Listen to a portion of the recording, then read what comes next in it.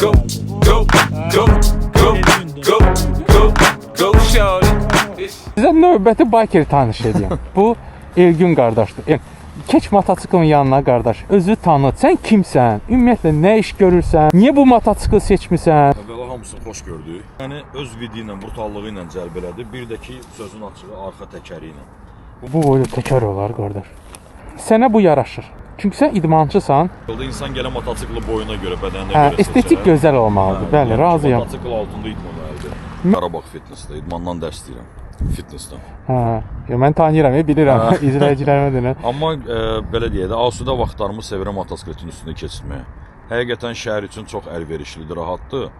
Azərbaycan üçün də belə deyək də, uzaq məsafələrimiz bizim ölkə böyük ölkədir, amma çox mənzərəli ölkədir. Yəni yaxın olan rayonlardan Şamaxıdır, Qubadır, Qusardır, yəni İsmailliyə kimi gedib çıxmışıq. Allah qismət eləsin inşallah. Bu il qrup şəklində sizi də dəvət eləyər Allah. İnşallah.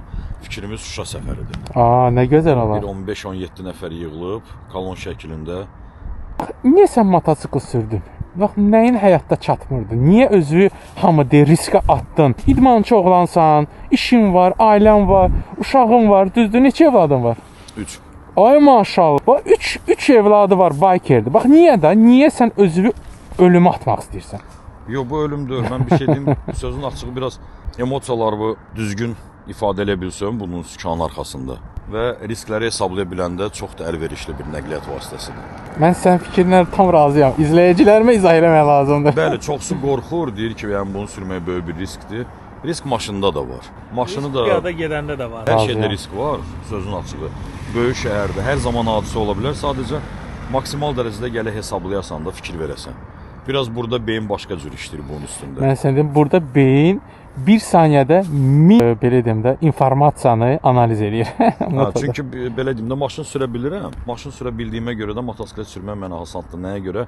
Mən motosiklet üzərində olanda başqa maşın sürücülərinin edə bildiklərini öncədən hardasa hiss edə bilirəm, hardasa. Tam səndən razıyam, mən də eləyəm. Çünki bilirəm ki, bu proqnoz qurursan, bəli. Proqnoz qurursan, ona görə hardasa ötmə əməliyyatı edirəm, ya da ki, sürətimi azaldıram, deyirəm qoy getsin. Saniyə sən riskləri ölçürsən.